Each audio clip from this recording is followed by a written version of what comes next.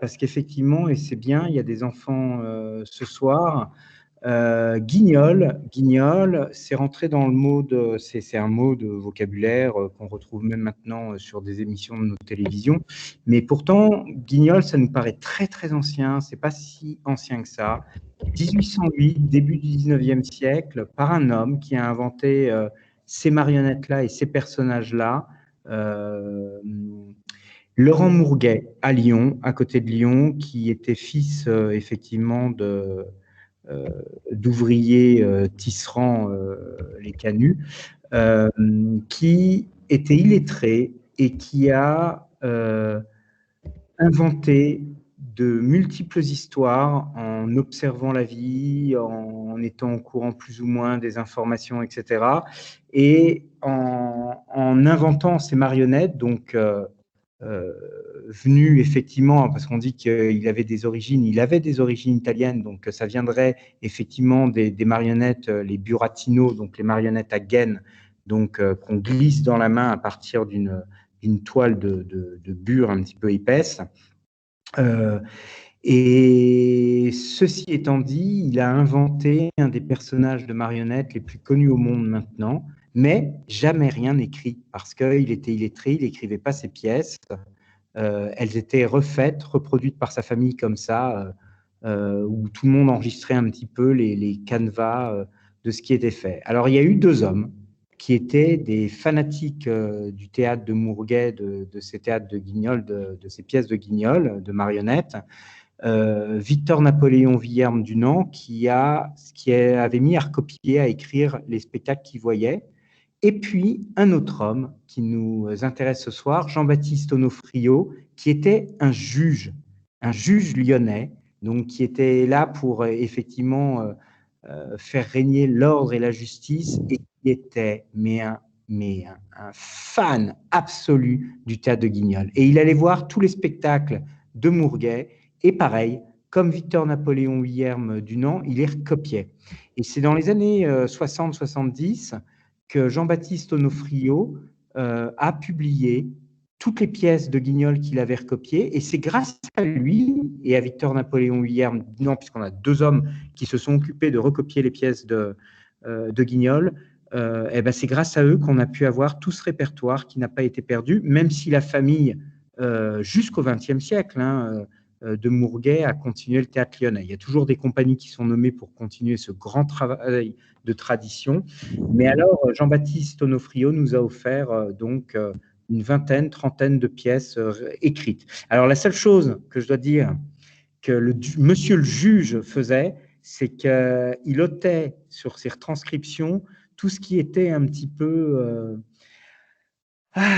tout ce qui était un petit peu grivois, tout ce qui était un petit peu coquin, canaille, etc., qui existait énormément dans le théâtre de Guignol, mais qu'il n'y a plus dans les versions de monsieur Jean-Baptiste Onofrio. Par contre, en revanche, on pourrait croire que le côté très moralisateur d'Onofrio n'était pas dans Guignol, mais si, ça faisait partie du théâtre de Guignol, c'est ce qu'il aimait sans doute, parce que c'est ce que je disais effectivement là, durant les visios de théâtre qu'on a eu tout le long de l'année, ça a été, vous avez vu, ça a commencé à la fin de Napoléon, enfin, il y a eu encore les 100 jours, Waterloo, tout ça après 1808, mais ça a été en fait une grande avancée pour la République, pour la citoyenneté, et le Guignol, en fait, Mourguet se battait effectivement pour les droits de chaque citoyen, continuer comme ça ce travail sur les moins nantis, de façon à pouvoir les défendre. Et là, c'est vraiment notre Guignol de ce soir. Ben, j'ai plus rien à dire, je crois.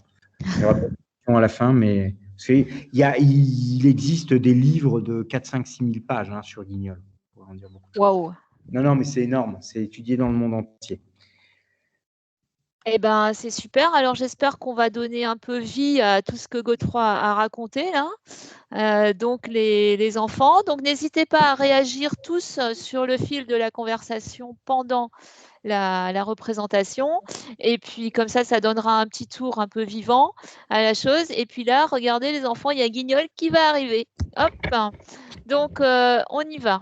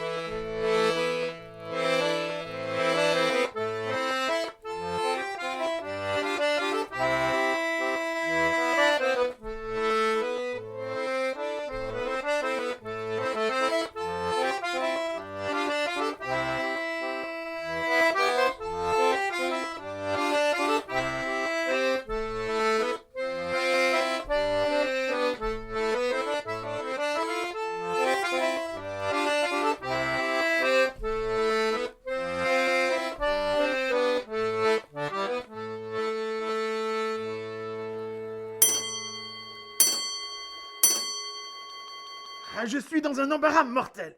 Je donne aujourd'hui, pour l'anniversaire de ma naissance, un dîner de 40 couverts. J'ai invité toute la haute bourgeoisie des environs. Et voici que mon cuisinier est malade depuis hier. Impossible à lui de se mettre au fourneau. Je ne vois qu'un moyen de me tirer d'affaire. C'est de prier mon ami Orgon de me prêter son chef pour aujourd'hui. Il ne doit pas être occupé puisque Orgon dîne chez moi. Je m'en vais lui envoyer de suite mon domestique Guignol. Guignol, Guignol! Bourgeois, Viens ici, vite! j'y vais, bourgeois. Je choisis la salade. J'y sors les petites limaces. Mais Orgon, Jambin!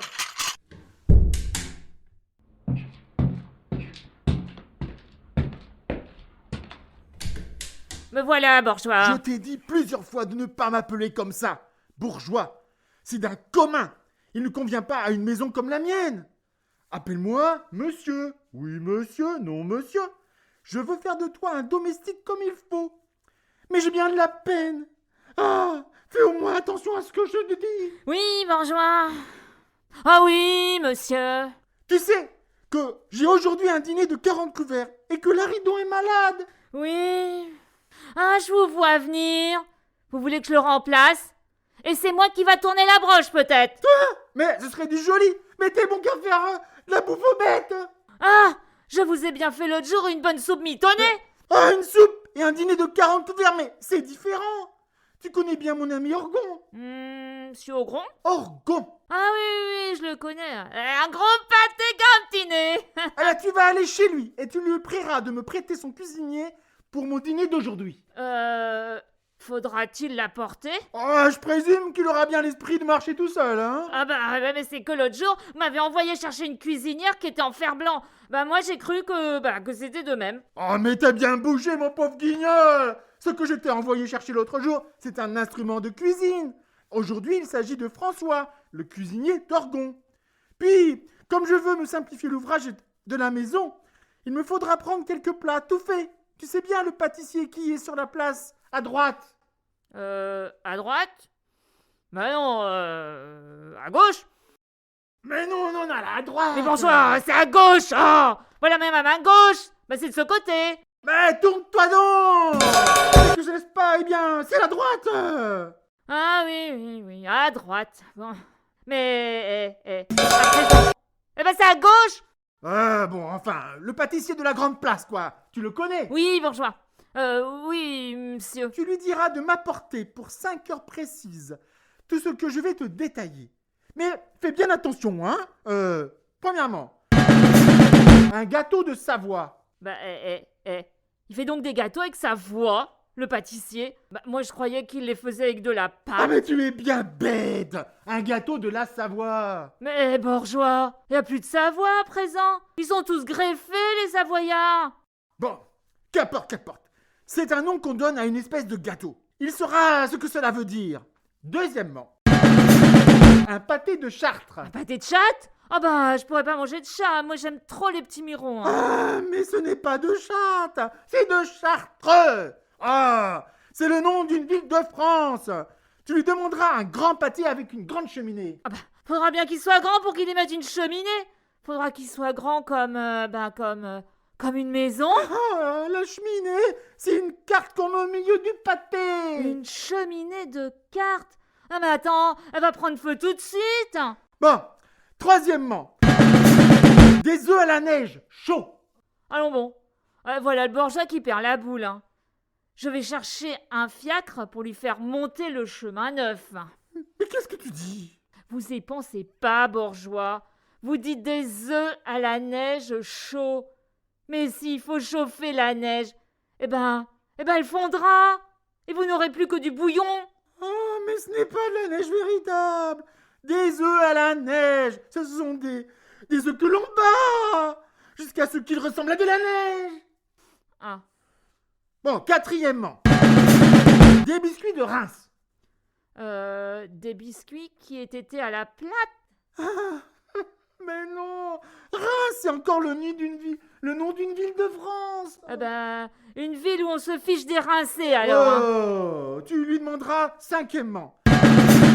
4 mendiants. Si vous vouliez 4 mendiants, fallait donc le dire ce matin. Il y avait pas besoin d'aller chez le pâtissier. Il y en a plus de 20 qui ont sigrolé la sonnette. On appelle 4 mendiants. Les noix, les noisettes, les amandes, le raisin sec. On les appelle mendiants parce que cela donne à boire.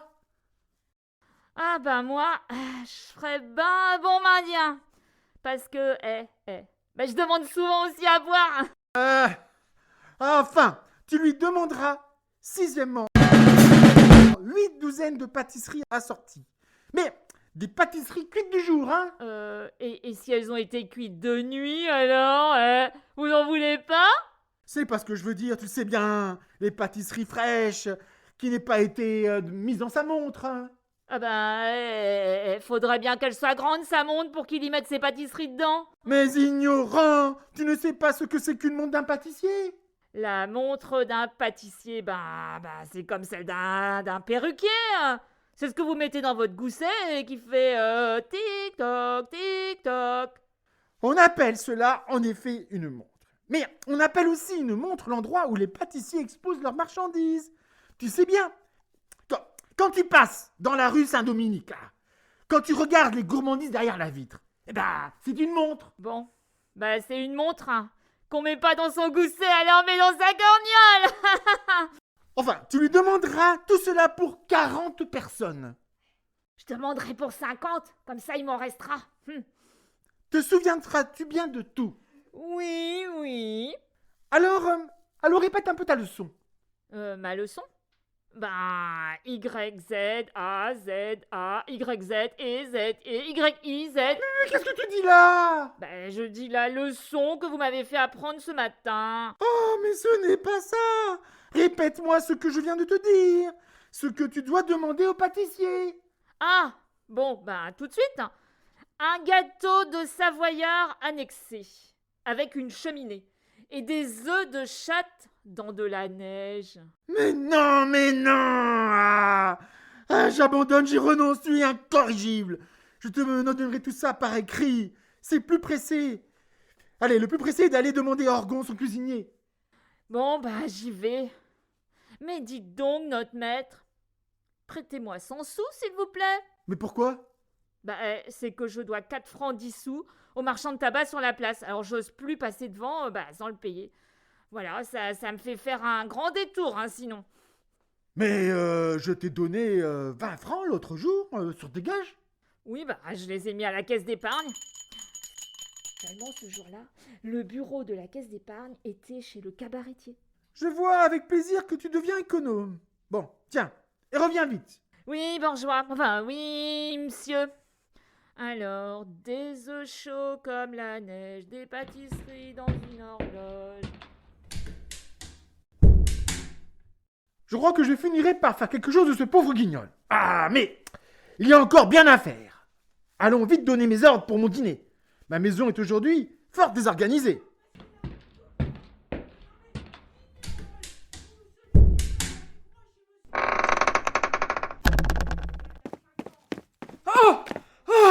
Je viens de voir passer là, tout près, le nommé Guignol, ou celui qui servait avec moi chez Monsieur Mondor, et dont la déposition m'a fait condamner il y a 5 ans. Est-ce qu'il est placé dans ce village? Ça par exemple. Celui-là, si je peux lui jouer un tour, aussi vrai que je m'appelle Scapin, je ne le manquerai pas. Mais il faut vivre en attendant. Je viens d'apprendre que Monsieur Cassandre cherche un cuisinier pour aujourd'hui. Je ne suis pas bien fort en cuisine, mais avec de l'esprit, je vais me présenter.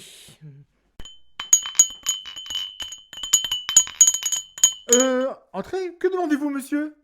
C'est à Monsieur de Cassandre que j'ai l'honneur de parler? À lui-même, que puis-je pour vous? On m'a dit, monsieur, que vous aviez besoin d'un chef, et je venais vous offrir mes services. Ah, mais vous êtes bien instruit. J'ai en effet aujourd'hui un dîner de 40 couverts. Et mon cuisinier est malade. Vous savez faire la cuisine? Mais où avez-vous servi? Je puis présenter à monsieur les plus belles références. J'ai travaillé chez monsieur de Montmorency et chez monsieur de Talleyrand. et j'ai dirigé quelques dîners au congrès de Vienne en 1815. Ah, mais quelle trouvaille! Vous savez apprêter une sole normande ou un plum pudding anglais. Oh, monsieur, ce sont là des enfantillages. Je vous servirai une charlotte norvégienne, des écrevisses à la japonaise et des artichauts sauce grenouille. Je me recommande à monsieur pour la cuisine à la broche, dont monsieur apprécie sans doute l'immense supériorité sur la cuisine au fourneau. Le petit four est aussi un de mes triomphes. Oh, mais c'est délicieux! Mais quel gage demandez-vous? Pour avoir l'honneur de travailler chez monsieur, je ne lui demanderai que 1200 francs. Ah, c'est beaucoup! Oh, monsieur verra mes talents. Si monsieur veut d'ailleurs m'employer pour son dîner d'aujourd'hui, je suis certain que nous nous arrangerons ensuite. Mais comment vous appelez-vous? Brochemar. Il est vraiment très bien ce Brochemar. Il s'exprime avec beaucoup d'élégance. Il doit avoir servi dans de grandes maisons. Allons, c'est entendu. Je vous retiens pour mon dîner. Et je suis content de vous. Je vous engage. Venez, nous n'avons pas beaucoup de temps à perdre. Je vais vous installer à vos fourneaux.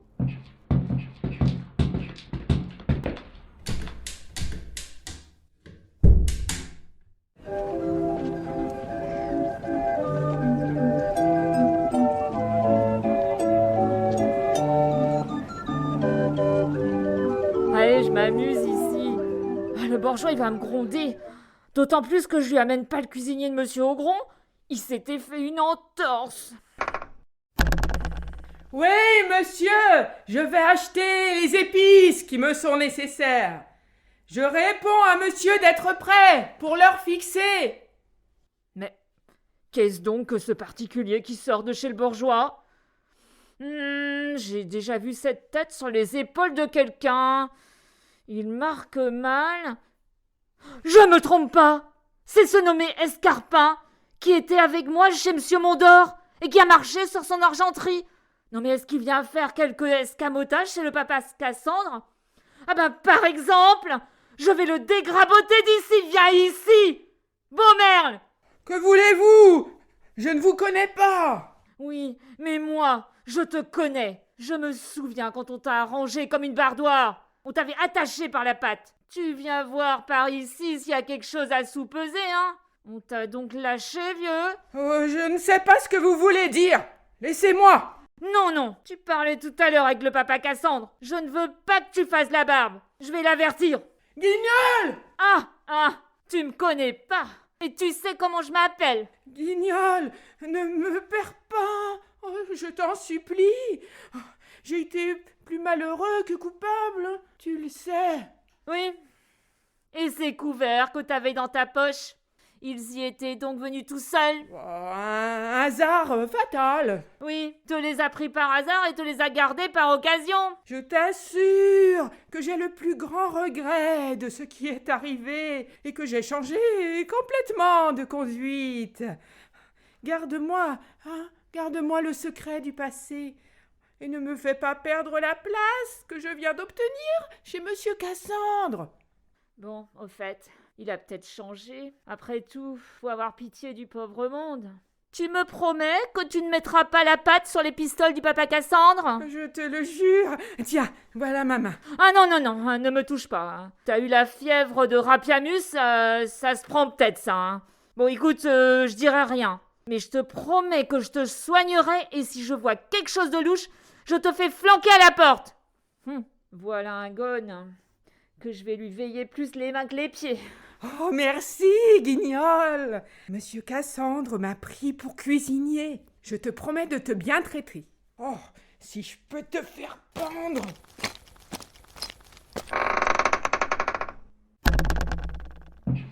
J'ai peut-être tort, mais c'est un pauvre diable tout de même.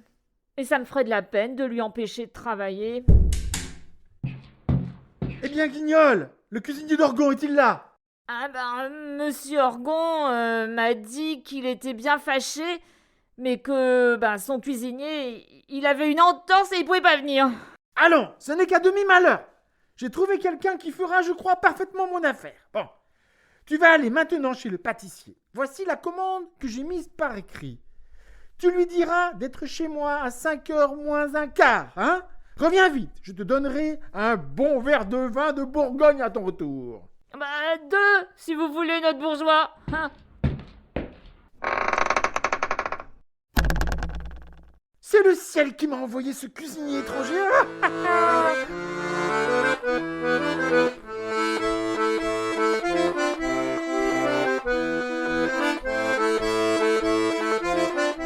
Sans lui, je ne saurais comment je me serais tiré d'affaire. Monsieur, je suis désolé de vous laisser dans l'embarras, mais je vous demande la permission de me retirer. Mais qu'est-ce que cela veut dire? Je croyais être entré dans une maison sûre. Je ne veux pas vivre entouré de domestiques infidèles qui mettent une maison au pillage. Mais expliquez-vous enfin. J'étais allé, comme vous me l'aviez ordonné, dans la chambre de votre domestique, Guignol, pour y prendre des casseroles de cuivre. Que vois-je en rentrant, hein? D'abord, sous son lit, plusieurs bouteilles de vin fin. Cela attire mon attention. Je remarque bientôt le cou d'un dindon qui sortait de la paillasse. Et tout cela n'était encore que peu de choses. Mais en fouillant dans cette paillasse, j'y trouve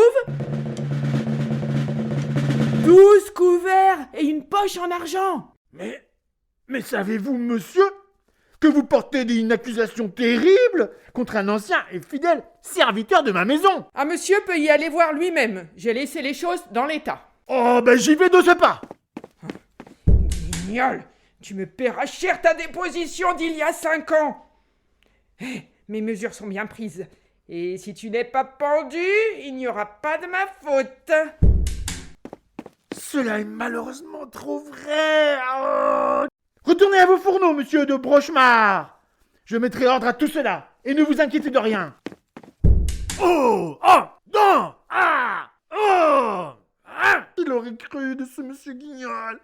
Sa simplicité même me paraissait une garantie à sa fidélité. À qui se fie désormais? Est-il rien sur la terre qui soit plus canant que de siffler un verre de bon vin de Mornan? Mais c'est encore bien mieux quand on en siffle 2. Il chante, le misérable. Ah! Mais quelle audace! Bourgeois, le pâtissier sera là avec tout son Bataclan à 4h30. Guignol, regardez-moi en face. Bah, pourquoi faire? Je vous vois bien assez. Regardez-moi en face! Bon, allons, bon, allez, je vous regarde. Eh ben, Qu'est-ce que vous voyez en me regardant? Là! bah, je vois un ben brave homme. Un peu melon, par contre. Hein. Eh ben, faites-moi la même question. Mais pourquoi donc, nom d'un rat il veut me faire poser, le bourgeois? Faites-moi la même question. Demandez-moi ce que je vois quand vous me regarde en face. Bah, pardi, vous voyez un bon enfant, un domestique comme il y en a pas beaucoup, hein. Ah non, non, non, non, non, non, non, non, ce n'est pas cela. Non, non, non, non. C'est moi qui dois répondre à cette question. Qu'est-ce que vous voyez quand je vous regarde? Qu'est-ce que je vois quand vous m'a regardé? Non, attends. Qu'est-ce que vous voyez quand je vous regarde? Bah, faites comme si je l'avais dit, hein. Ah, monsieur Guignol, moi, je vois devant moi un voleur. Un voleur? Redites-le donc! Oui, un voleur, un voleur. Oh, il l'a dit 3 fois. Vous n'êtes qu'une vieille bugne.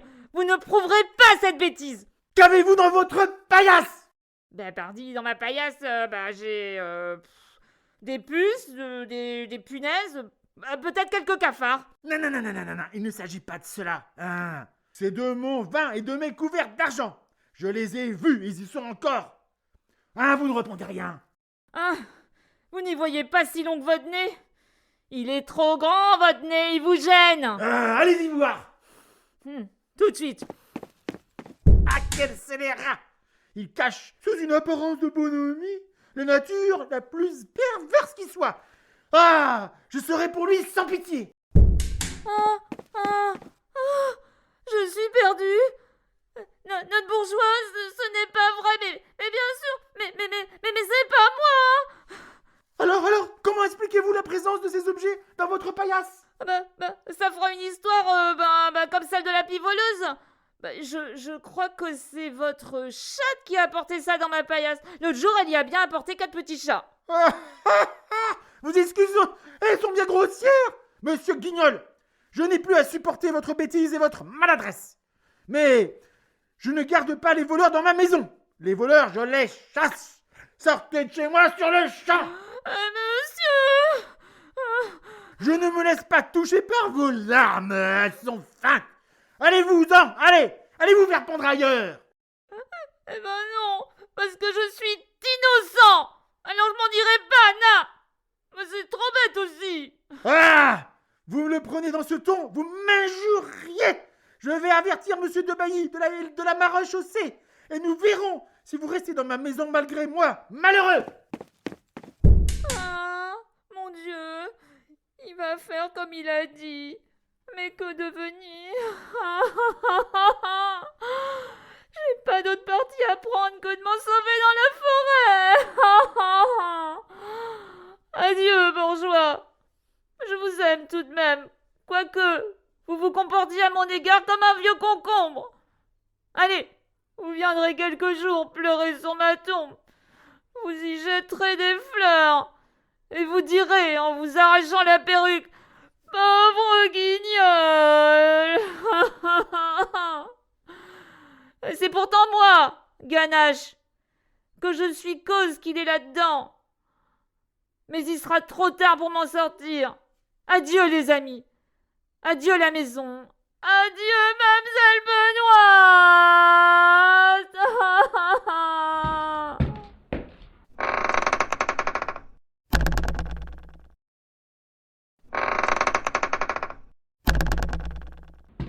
Par ici, monsieur le bailli.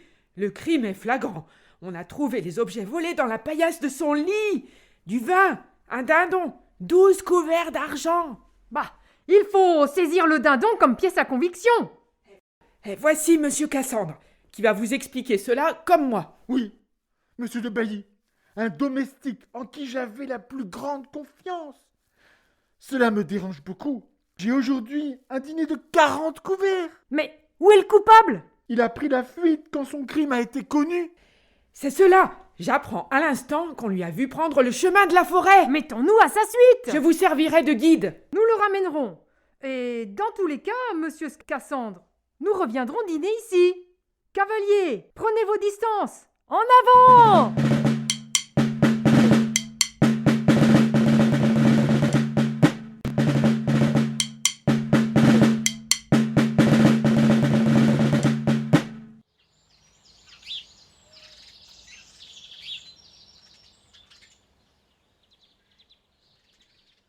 Ah, depuis 3 jours que je suis dans cette forêt. Je me mets à table que devant les buissons. J'ai encore mangé que des pelosses, des murons, des ratabous et des poires d'Isio. Mon ventre est mou, comme une poire blette, et mon estomac me gargouille comme la fontaine des 3 cornets. Que vas-tu devenir, pauvre guignol? Et puis, je n'ose pas bouger. Les malchaussés tournent par là pour me prendre. Je suis perdue si je sors de la forêt. Avec ça, il y a des mauvaises bêtes par ici. Des loups, des serpents qui me donnent la chair de poule. Je peux plus me traîner, il faut que je dorme un instant. Ah, ma pauvre maman, si elle me savait ici, elle m'apporterait une soupe de farine jaune, elle sait que je l'aime bien. Pauvre maman, elle venait tous les soirs me border dans mon lit. Ah.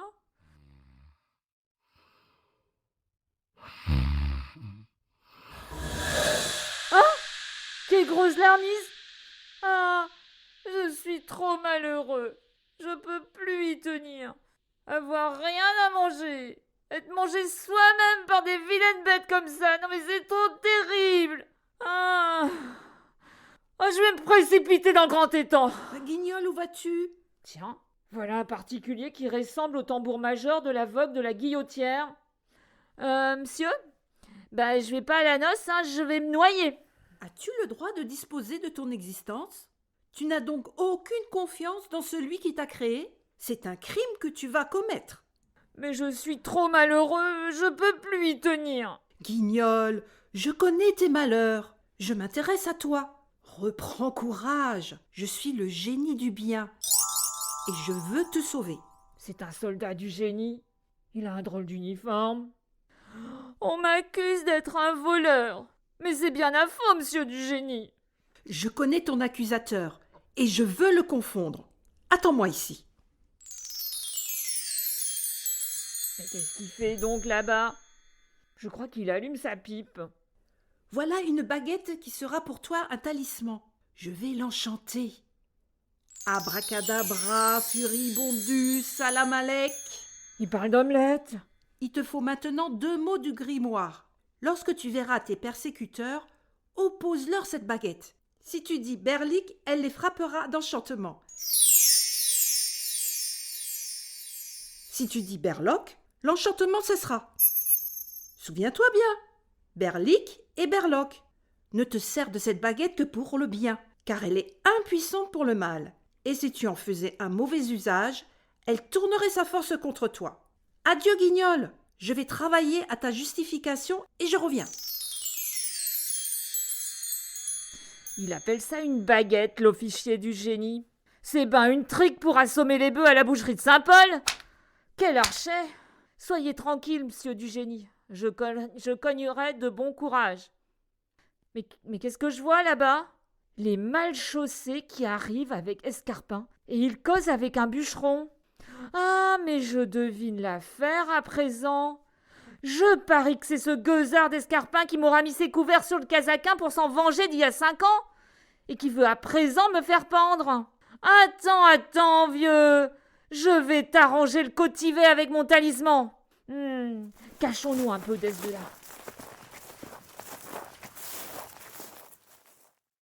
Venez, monsieur le bailli. On l'a vu, il y a un instant, vers le grand rocher, et nous en sommes à quelques pas. Ah, le voici! Cavalier, saisissez cet homme. Monsieur de Brochemar, en avant. Bonjour, messieurs la compagnie. Berlic! Ah, comment ça va-t-il? Eh ben, on ne bouge donc plus, Mégone. Elle est là comme des statues. Mais saluez donc la société, malhonnête. Berlic! Encore? C'est bien, petit. Mais vous ne dites donc rien? Poc, poc. Ils ont le sommeil dur. Voilà comment on bat le blé à Vénitieux, vieux. Voyons, assez dormi comme ça. Berloc! Mais cavalier, mais que faites-vous donc? Qu'attendez-vous pour saisir ce drôle? Berlic! Allons, ça va à la baguette? Voyons encore, êtes-vous toujours bien obéissant? Dansez-moi un petit air de rigodon pour vous dégourdir.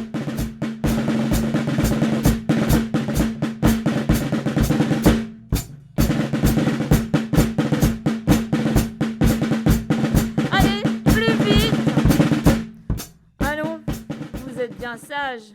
Mais tout ça, c'est les bagatelles de la porte et il faut me tirer d'ici. Berlic pour toi. Berloc pour vous.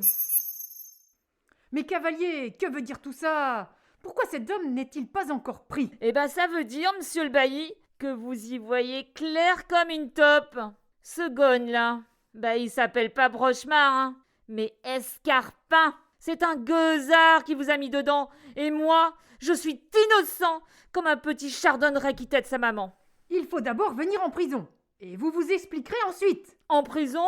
Si vous pouvez m'emmener, papa. Et cette baguette? Vous voulez donc encore vous faire rafraîchir le cotivet? C'est un talisman.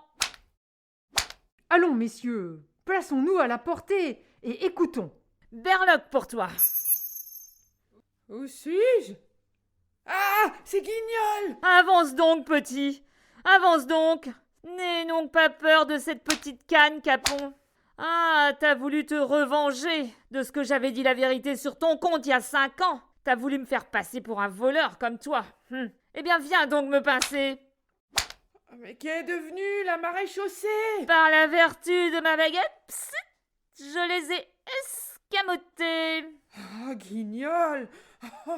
Oh, je vois que tu as un pouvoir supérieur au mien. Oh, sois généreux. Pardonne-moi. Oui, j'ai voulu me venger, et c'est moi qui ai caché dans ton lit les couverts de Monsieur Cassandre. Oh, je suis malheureux. Ne m'accable pas. N'est qu'une canaille! Débarrasse-moi le plancher. Tenez-le bien. Ne lâchez pas. Ferrez-lui les pattes. Il n'y a que celui qui le mérite.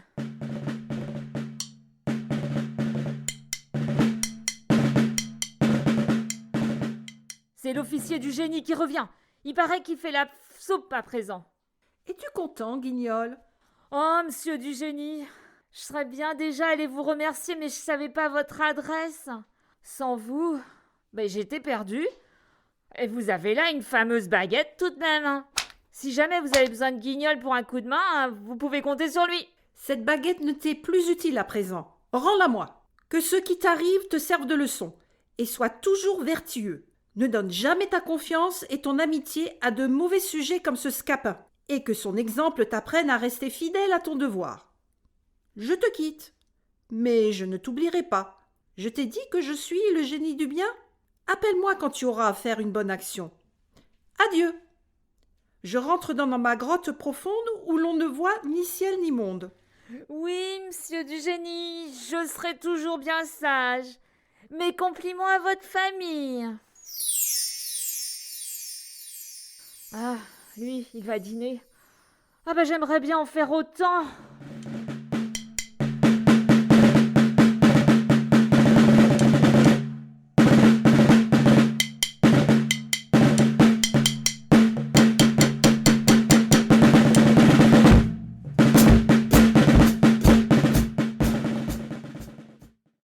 Qu'ai-je appris, mon pauvre Guignol?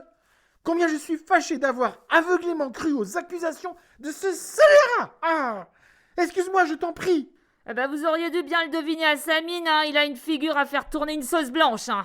Mais bon, ne vous tourmentez pas, bourgeois. Tout le monde fait des bêtises, hein. Vous n'êtes pas le premier, hein. Moi-même qui vous parle. Ah, que puis-je faire pour toi, mon garçon? Ah, bourgeois, franchement, j'ai ici depuis 3 jours une fichue cuisine, hein. Si vous pouviez me donner un verre de vin et une rôtie de fromage fort, ça me remettrait joliment, hein. Ah, allez, viens, mon garçon, viens, allez. Je vais te faire servir à dîner. Allez, désormais, tu ne me quitteras plus. Et à dater d'aujourd'hui, je double tes gages. Ah, allez, viens. Mais tu ne peux pas partir d'ici sans adresser un mot aux personnes qui nous écoutent et qui se sont intéressées à tes malheurs. Allons, en avant le petit couplet. Ah, bourgeois. Mon estomac crie et la soif me couple le sifflet. Ah, vraiment, messieurs, si je n'avais pas si faim, je vous chanterais tout de suite une ariette. Mais mon gosier réclame un verre de vin, et je craindrais pas de siffler une omelette. Permettez-moi de m'arroser le fanal, et je reviendrai chanter le couplet final. Allez, rien que 2 ou 3 bouteilles du vieux Bourgogne du papa Cassandre, puis je dirais 2 mots à son dîner de 40 couverts. Il y a des restes, au pâté de chatte, au gâteau annexé, aux œufs à la neige. Tout ça, messieurs, me remettra le fanal, et je rentrerai gaiement le couplet final.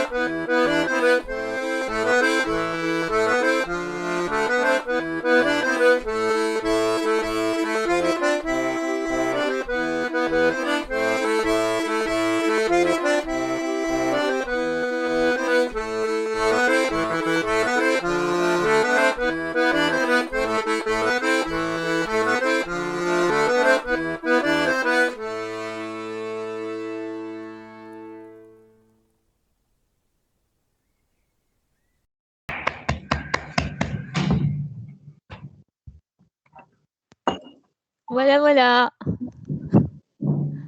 Bravo. Bravo Annie. Ouais. Mais je vous vois pas. Ah si, je vous vois. bravo. Ah si, je vois des petites têtes là. Salut Michel. Et bravo à tous. Ah, je t'entends pas, c'était Michel. super. Je t'entends pas.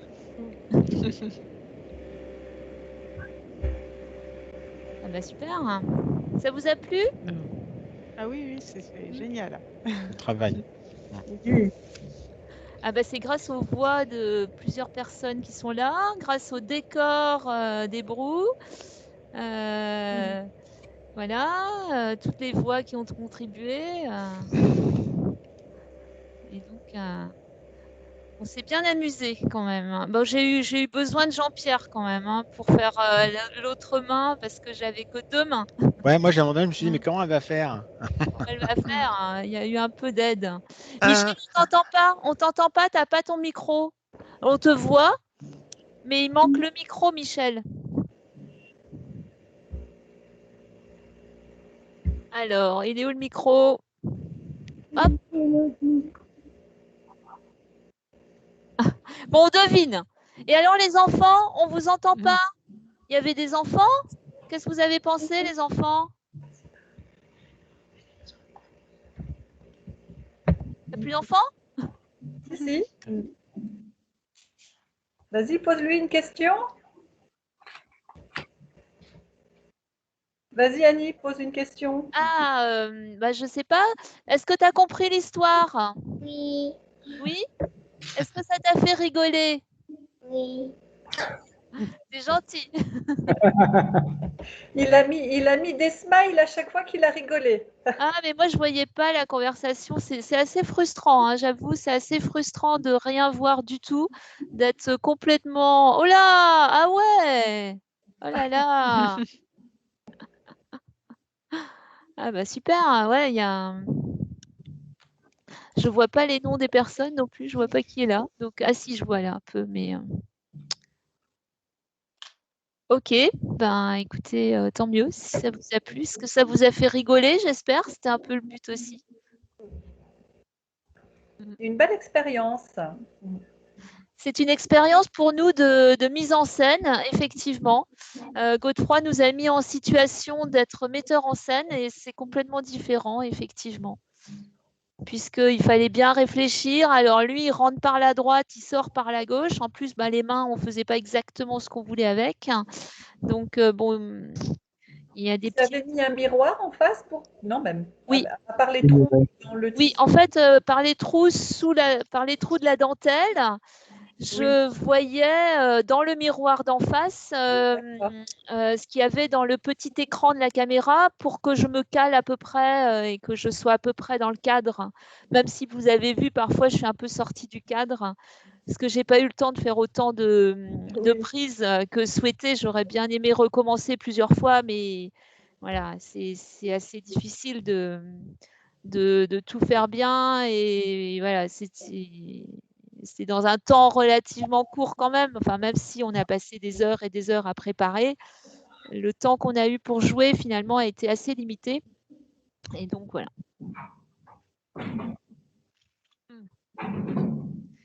Donc il y avait Marie-Odile qui est là dans Scapin, il y avait Hébrou pour les décors, il y avait Xavier s'il est encore là pour Cassandre. Xavier, tu faisais un peu Louis de Funès toi, hein, c'était pas mal, hein. Ok, bah écoutez, on mettra la vidéo donc sur YouTube. Je vais couper. Ouais.